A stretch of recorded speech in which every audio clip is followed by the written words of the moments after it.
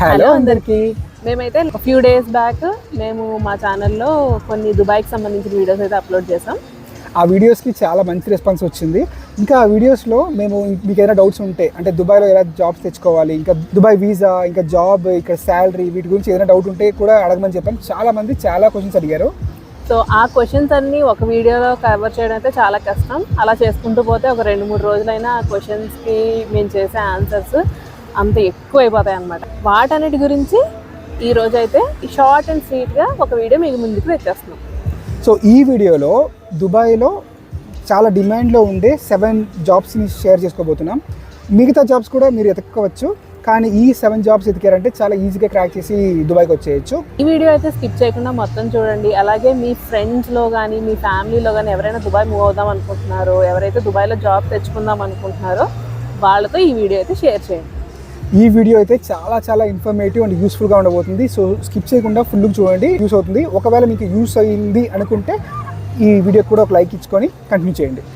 So without any further due let's jump into the video.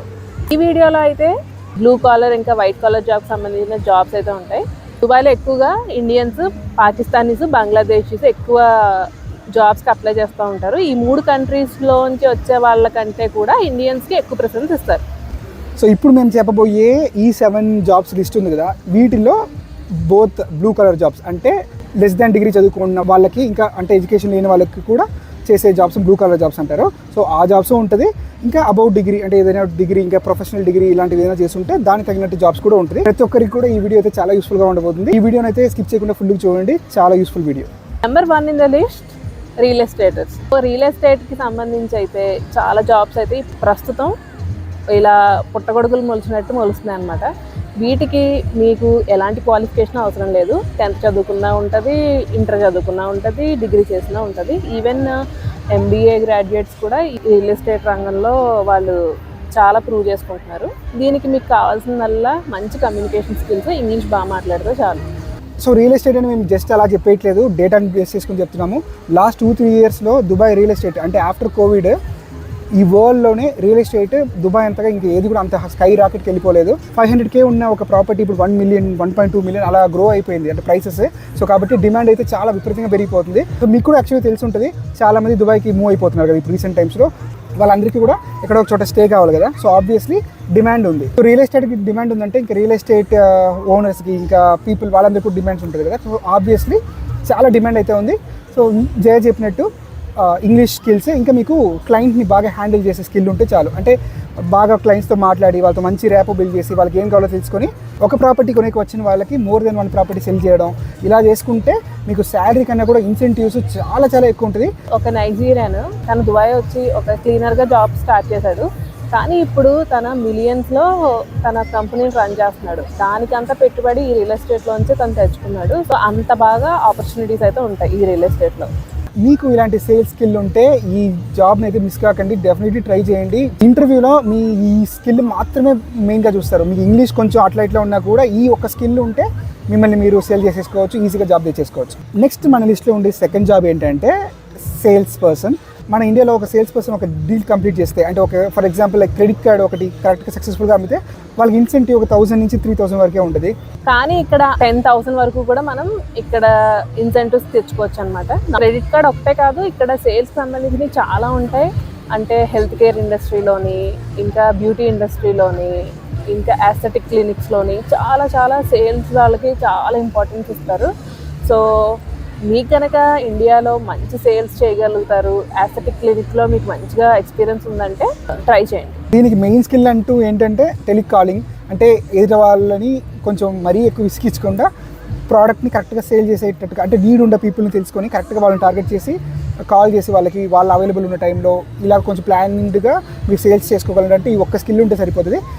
Either English కానీ, హిందీ కానీ, Arabic కానీ తెలుసుంటే added advantage. ఇంత పర్టికులర్గా ఎందుకు చెప్తున్నామంటే ఇక్కడ ఎక్కువగా మనకి దుబాయ్ అంటేనే ఎక్కువగా మలయాళీస్ ఎక్కువ కనిపిస్తారు. వాళ్ళ యాన్సిస్టర్స్ అందరూ కూడా ఇక్కడే ఉంటారు. వాళ్ళు ఎక్కువగా ఈ సేల్స్లోని, ఈ రియల్ ఎస్టేట్లోని ఎక్కువ మంది ఉన్నారు. మాకు కూడా కొంతమంది ఫ్రెండ్స్ తెలుసు. సో వాళ్ళ ద్వారా వచ్చిన ఇన్ఫర్మేషన్ మేము మీతో షేర్ చేస్తాం. నెక్స్ట్ మన లిస్ట్లో ఉండే థర్డ్ జాబ్ ఏంటంటే ఫ్రంట్ డెస్క్ లేకపోతే receptionist type of roles. So ఈ రోల్స్కి అయితే మోస్ట్లీ ఎక్కడ మీరు దుబాయ్లో, అబుదాబి లాంటి హోల్ యూఏఈ, గల్ఫ్ కంట్రీలో ఎక్కడ చూసినా మోస్ట్లీ ఫిలిపైన్స్ వాళ్ళే ఉంటారు రిసెప్షనిస్ట్లో. కానీ ఇండియన్స్ కూడా అయితే ఆపర్చునిటీస్ అయితే ఉంది, ఎస్పెషల్లీ లేడీస్కి అనమాట. ఎవరైతే అమ్మాయిలు ఈ వీడియో చూస్తున్నారో వాళ్ళు దుబాయ్లో జాబ్స్ తెచ్చుకుందాం అనుకుంటున్నారో వాళ్ళైతే ఈ రిసెప్షనిస్ట్ జాబ్స్కి అప్లై చేసుకోవచ్చు. దీనికైతే ఏజ్ లిమిట్ అనేది ఉంటుంది. 20 years to 35 years age group వాళ్ళని ఎక్కువ ప్రిఫర్ చేస్తారనమాట. రిసెప్షనిస్ట్ అంటే ఆల్రెడీ మీకు ఐడియా ఉండొచ్చు కదా, ఎలా రిసీవ్ చేసుకోవాలి క్లయింట్ని, వాళ్ళతో ఎలా మాట్లాడాలి, అవన్నీ కూడా మైండ్లో పెట్టుకుని మీకు ఆ స్కిల్స్ ఉన్నాయంటే డెఫినెట్లీ ఈ జాబ్కి అయితే ట్రై చేయండి. So number 4th job in the list driver job. అంటే డ్రైవర్ జాబ్ అనుకోకండి, ఇక్కడైతే డ్రైవర్స్కి చాలా చాలా డిమాండ్ ఉంది. ఎందుకంటే హాస్పిటల్ అంబులెన్స్ నుంచి, బస్సు డ్రైవర్స్ నుంచి, ఇంకా ప్రైవేట్గా ఒక కంపెనీకి ఎంప్లాయీస్ తీసుకురావాల్సి ఉంటుంది కదా, ఆఫీస్లో డ్రాప్ చేసి వాళ్ళ లొకేషన్ డ్రాప్ చేసి ఇలాంటి జాబ్స్. సో ఇలా ప్రతి ఒక్క కంపెనీకి సమ్వేర్ ఎక్కడో ఒక చోట డ్రైవర్స్ అయితే డెఫినెట్లీ అవసరం అయితే ఉంటుంది. సో ఈ జాబ్ అయితే చాలా డిమాండ్లో ఉంది. ఇంకొక రీజన్ ఎందుకు ఇలా చెప్తున్నానంటే మన ఇండియాలో మోస్ట్లీ అందరూ బైక్స్ ఓన్ చేస్తారు, ప్రతి ఒక్కరి ఇంట్లో బైక్స్ ఉంటాయి కదా, అలాగా దుబాయ్లో ప్రతి ఒక్కరి ఇంట్లో కార్ ఉంటుంది. దాంతో చాలామందికి ఎయిదర్ లైసెన్స్ క్యాన్సిల్ అవ్వడమో లేకపోతే డ్రైవింగ్ రాకపోవడమో ఇలాగ చాలా ఇష్యూస్ ఉంటాయి. ఇంకా కొంతమంది అయితే కార్ కొని పెట్టుకుంటారు, డ్రైవింగ్ తెలియదు. ఇంకా కొంతమంది అయితే కార్ రెంట్కి తెచ్చుకుంటారు, యాక్టింగ్ డ్రైవర్ లాగా ఇంకొకరిని పెట్టుకుంటారు. సో ఈ అన్నిటికీ కవర్ చేసుకునేటట్టు ఈ జాబ్ని అయితే మీరు తెచ్చుకోవచ్చు. సో దీనికి మీకు కావాల్సిందల్లా ఇవి వచ్చిన వెంటనే కష్టపడి ఒక డ్రైవింగ్ లైసెన్స్ సంపాదించేస్తే చాలు, ఇంకా మీరు దర్జాగా కూర్చొని డ్రైవింగ్ జాబ్ చేసుకోవచ్చు, మంచిగా ఎర్న్ చేసుకోవచ్చు. మీకు ఇండియన్ డ్రైవర్ లైసెన్స్ ఉంటే మీకు ఇక్కడ గోల్డెన్ ఛాన్స్ అని ఒక ఛాన్స్ ఇస్తారు. ఆ ఛాన్స్లో కనుక మీరు ప్రూవ్ చేసుకుంటే మీకు డైరెక్ట్ యూఏఈ డ్రైవర్ లైసెన్స్ అయితే వచ్చేస్తుంది. ఒకవేళ మీరు ఆ టెస్ట్లో కనుక ఫెయిల్ అయితే మీరు మళ్ళీ 12 క్లాసులు తీసుకుని టెస్ట్ చేసుకుని అప్పుడు టెస్ట్ కూడా తీసుకుని అప్పుడు మీరు లైసెన్స్కి అప్లై చేయాలి. దీనివల్ల మనీ వేస్ట్ అవుతుంది, టైం వేస్ట్ అవుతుంది. సో ఆ గోల్డెన్ ఛాన్స్ని యూజ్ చేసుకుంటే టైం సేవ్ చేసుకోవచ్చు, మనీ సేవ్ చేసుకోవచ్చు. ఇంకా ఇక్కడ కొంచెం రూల్స్ అయితే ఎక్కువ ఉంటాయి, ఫైన్స్ కూడా దారుణంగా ఉంటాయి. సో అవన్నీ కూడా మైండ్లో పెట్టుకుని మీరు మంచిగా డ్రైవింగ్ స్కిల్స్ మీ దగ్గర ఉన్నాయంటే ఈ జాబ్ మాత్రం మిస్ చేసుకోకండి. ఇంకొక టిప్ యాడ్ చేయాలంటే మన ఇండియాలో లెఫ్ట్ హ్యాండ్ సైడ్ డ్రైవింగ్ కదా, అక్కడేమో యూఏఈలో right hand side driving. So మీరు కనుక ఒకవేళ వచ్చేసి మూవ్ అయిపోయిన తర్వాత డ్రైవింగ్ చేస్తున్నారంటే, ఒకవేళ దుబాయ్లో మీరు రైడ్ చేస్తున్నారంటే ఇండియా వచ్చినప్పుడు అంటే ఆ వెకేషన్కి వస్తారు కదా 10 days or 15 days, అప్పుడు ఇండియాలో డ్రైవ్ చేయకపోవడం బెటర్. ఎందుకంటే మైండ్కి లెఫ్ట్ రైట్ మీరు సంథింగ్ అయ్యిందంటే ఫైన్స్ విపరీతంగా ఉంటుంది. నాకు తెలిసిన వాళ్ళు అయితే రీసెంట్గా 2 lakh dirhams పే చేశారు. 2 lakh dirhams అంటే ఎక్కడ ఎంత అమౌంట్ కదా.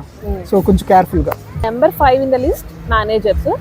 మీకు ఒక 10 మంది ఎంప్లాయీస్ని మేనేజ్ చేసే స్కిల్స్ బాగున్నాయంటే డెఫినెట్గా మీరైతే ట్రై చేయండి.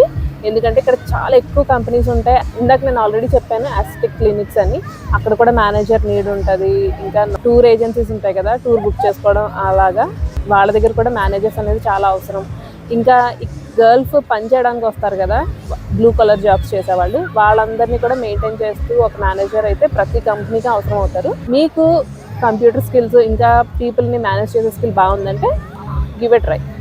ఈ మేనేజర్ జాబ్స్ ప్రతి చోట ఉంటుందండి. అంటే ఒక క్యాబ్ కంపెనీ తీసుకుంటే అక్కడ ఉంటుంది, ఇదే ఒక హాస్పిటల్లో ఒక మేనేజ్మెంట్ అంటే ఫెసిలిటీస్ ఉంటాయి కదా, ఇలాంటి ఫెసిలిటీ మేనేజ్మెంట్స్ అని చెప్పి చాలా ఆప్షన్స్ ఉంటుంది.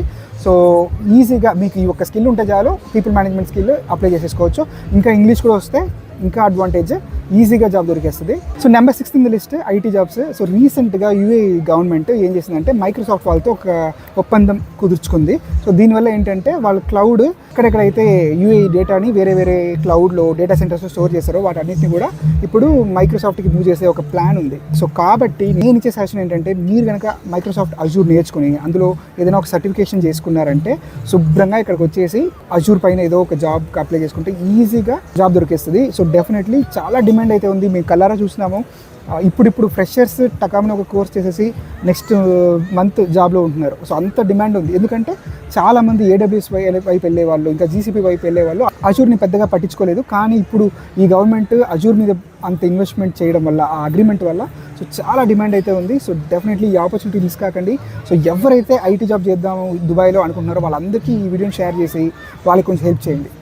సో ఇంకా ఐటీ జాబ్స్ గురించి ఇంకా ఎక్కువ ఇన్ఫర్మేషన్ కావాలంటే కింద ఐటీ జాబ్స్ అని కామెంట్ చేయండి. రేవంత్ అయితే ఫుల్ ఇన్ఫర్మేషన్ చెప్పేస్తాడు మీకు.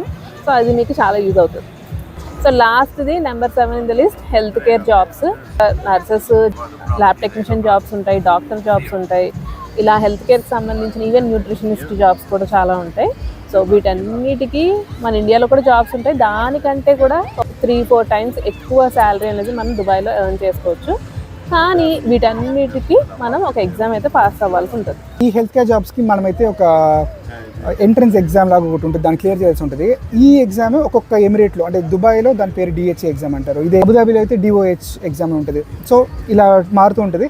సో మీకు దీని గురించి కూడా ఇన్ఫర్మేషన్ కావాలంటే కింద కమెంట్ చేయండి, దాని గురించి ఒక సెపరేట్ వీడియో అయితే చేసేద్దాం ఎక్కువ కమెంట్స్ వస్తే. ఎస్పెషల్లీ నర్సులు ఉన్నారు కదండి, నర్సులకి మన ఇండియాలో ప్రైవేట్ సెక్టర్లో జాబ్ చేస్తే వాళ్ళకి శాలరీ చాలా తక్కువ ఉంటుంది. కానీ అదే నర్సులకి ఇక్కడ ఒక మల్టీ స్పెషాలిటీ హాస్పిటల్లో జాబ్ చేస్తే వాళ్ళకి ఇండియాకి వచ్చే శాలరీ కంటే 3 టైమ్స్ ఎక్కువ తీయచ్చు. ఇంకా ఫెసిలిటీస్ అంటారా, క్యాబ్ డ్రాప్ సర్వీస్ అని, ట్రాన్స్పోర్టేషన్ అలవెన్సెస్ అని, మీకు బాగా ఎక్స్పీరియన్స్ ఉందంటే ఈవెన్ వాళ్ళు అకామిడేషన్ కూడా ఇస్తారు. సో అదండి, మీకు ఎలాంటి జాబ్స్ కావాలి అనుకుంటున్నారో కింద అయితే కామెంట్ చేయండి, దానికి సపరేట్గా మనం వీడియోస్ చేద్దాం. సో ఈ వీడియో మీకు కనుక ఇన్ఫర్మేటివ్గా ఉంది అని మీకు జెన్యూన్గా అనిపిస్తే ఈ వీడియోకి ఒక లైక్ ఇచ్చుకొని సపోర్ట్ చేస్తున్నట్టుగా ఏదో ఒక కమెంట్ ఇచ్చుకున్నారంటే ఇలాంటి వీడియోస్ ఇంకా ఎన్నెన్నో చేయాలనిపిస్తుంది. ఇంకా ఇన్డెప్త్గా కూడా వెళ్ళిపోదాం, అంటే వెబ్సైట్స్ లింక్ ఎలా అప్లై చేసుకోవాలి, స్పెసిఫిక్ పిన్ పాయింట్ డీటెయిల్స్ కూడా ఇచ్చే మేమైతే రెడీ. సో మీ వంతు మీకు కొంచెం సపోర్ట్ చేశారంటే మాకు చాలా బూస్టప్గా ఉంటుంది. సో అదండి ఈరోజు వీడియో లెంత్ కూడా చాలా ఎక్కువ అయిపోతుంది. ఈ వీడియో అయితే ఇక్కడతో కట్ చేసేసి ఇంకా మళ్ళీ ఇంకో వీడియోలో మీ ముందు ఉంటాం. Until then, signing off, Revant and Jaya. bye. Bye. Bye.